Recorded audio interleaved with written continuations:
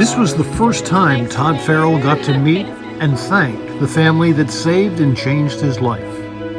The Hudson businessman met the family of the man who donated his liver to Todd more than 3 years ago.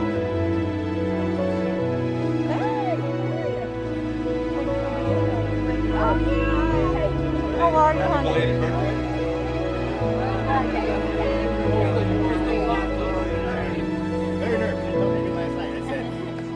Okay, so the first question I'm going to ask you is, before your transplant, what was life like for you? You could say physically, emotionally, or even socially. I was in a mess, very sick, tired. I had 2 transfusions before. I was hospitalized a couple times, and I knew I was sick, but I was in denial from getting sick from drinking alcohol. It was just a nonstop, everyday hangover, which I couldn't get rid of it, even if I was drinking. So it was horrible. Mm-hmm. Yes. So I know you've been open about the alcohol. So how do you think this shaped your life before the diagnosis? After? Yeah, like Oh, I'm assuming it leaded into. Oh yeah, before it was just, it started as casual drinking, and then it got worse and worse and worse, and then the last year before it was deadly, obviously. But now I feel like $1 million, the best in 30 years. I feel great. I exercise. I drink right, and I promised Christopher's mom, Susan. I promised the whole family I would not waste his liver. So I take care of his liver. It's not mine. My liver is gone. I have Christopher's liver, and he lives through me. And how many years would you say you were having the alcoholism? The last 10 years, and it got worse till 5 years, and then the last 2 years, horrible. I can't explain how bad it was. It was horrible. And what was the moment you realized you needed to make a change? My wife and the doctor said, you're going to rehab or you're going to die. So I went to rehab for a month up in Pennsylvania, got out, and I felt worse than I did before, and I looked worse than I did before, and my wife was like, wow. So went to work for a couple days, and Amy said, you're going to Albany. I said, why? Your liver is failing.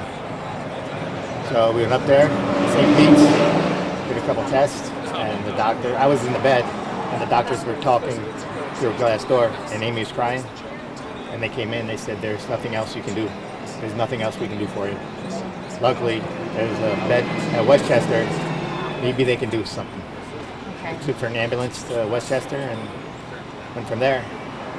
I had to get approved for a liver because I was sick from alcohol. So they weren't just going to waste a liver from an alcohol, and I got Christopher's liver in 6 days, which is the miracle part. Another miracle part is he decided to become a donor a month and a half before he crashed and died. How long do you think you would have survived if you didn't get that, organ in 6 days? 10 days, 10 to 14 days, the doctor said. Yes, that was, yes.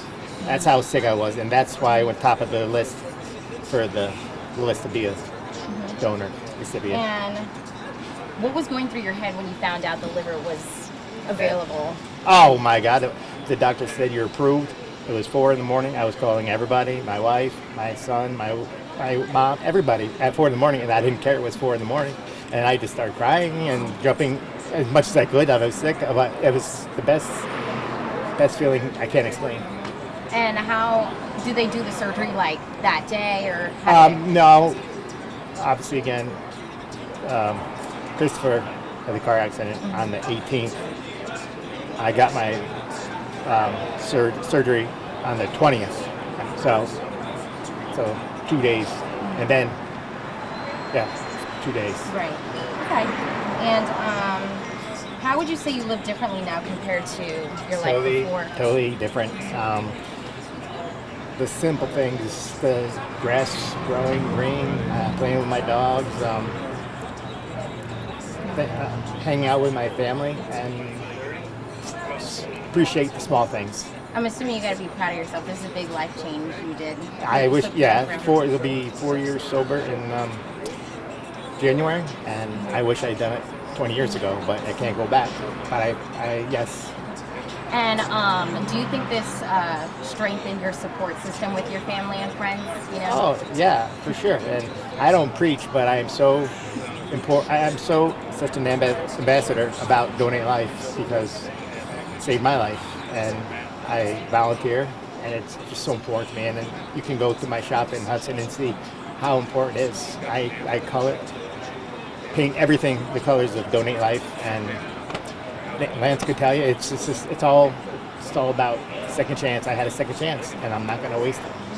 And if you could speak to Christopher, what would you say? Don't make me cry. Don't start crying. I probably hugged for an hour and a half.